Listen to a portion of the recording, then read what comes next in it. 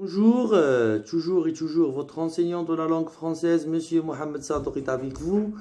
Nous restons toujours dans le cadre de l'unité didactique 9. Nous travaillons.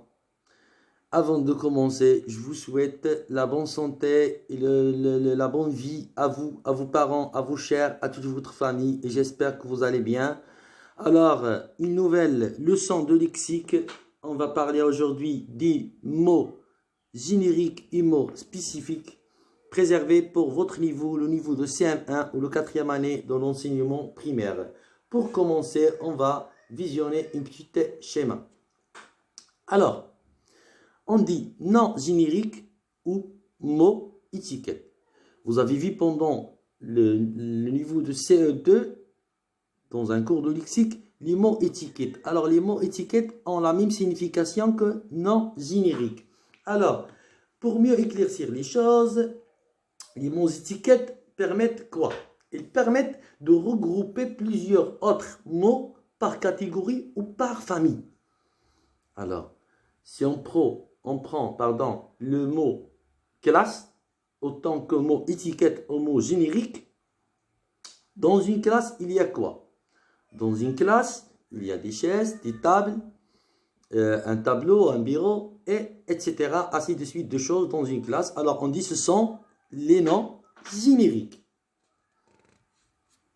Alors, cela nous pousse à poser une petite question. Qu'est-ce qu'un nom générique? Alors, les mots étiquettes, appelés aussi les noms génériques ou encore termes génériques, ce sont des noms communs. Je souligne sur ce terme-là, noms communs. Ce sont des noms communs qui permettent, alors qu'ils nous permettent de quoi? De regrouper plusieurs autres mots qui parlent tous de la même chose par catégorie ou par famille. Et de donner un titre, un nom, à ce groupe-là. Si on dit par exemple, l'exemple précédent, si on dit les chaises, les tables, bureaux, tableaux, alors, ce sont des noms communs. Alors, ces noms communs, si on veut donner un titre à ces noms communs, on va dire quoi? On va dire classe. Alors, classe, c'est le mot étiquette ou le nom générique de ce groupe de mots. Alors, pour mieux éclaircir un petit peu les choses, j'ai choisi quelques exemples. J'ai pris un titre et donné quelques exemples pour mieux éclaircir l'exemple.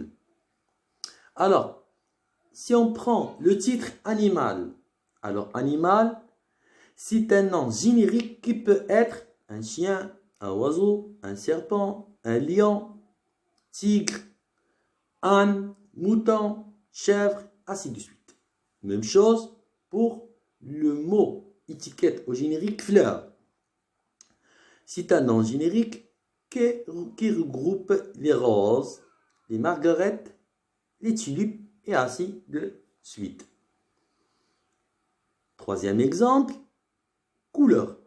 Alors, si on prend couleur autant que mot générique ou mot étiquette, c'est un mot étiquette, pardon, qui peut être le rouge, le noir, le bleu, le blanc, le violet, le jaune, l'orange, ainsi de suite. Il y a plusieurs couleurs. Quatrième exemple, outils.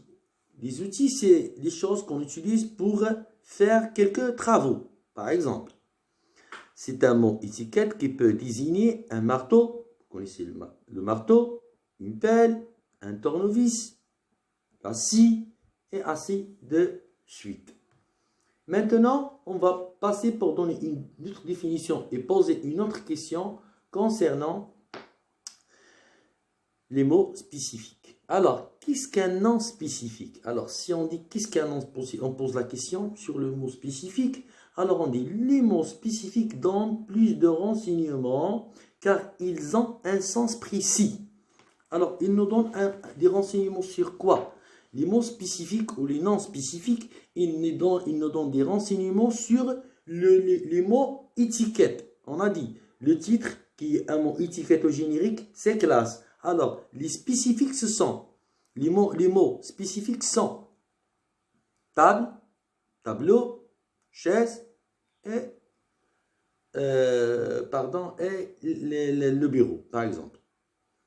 Maintenant, pour mieux vous faire comprendre l'exemple dont je viens de parler, je vais vous donner un petit tableau pour mieux éclaircir les choses. Voilà. Ce tableau nous donne une idée générale sur ce qu'on vient de voir sur les diapos précédents. Alors, on a deux colonnes, on a mots génériques et mots spécifiques. Alors, la première colonne, on a habitation. Habitation sont les endroits où habitent les personnes.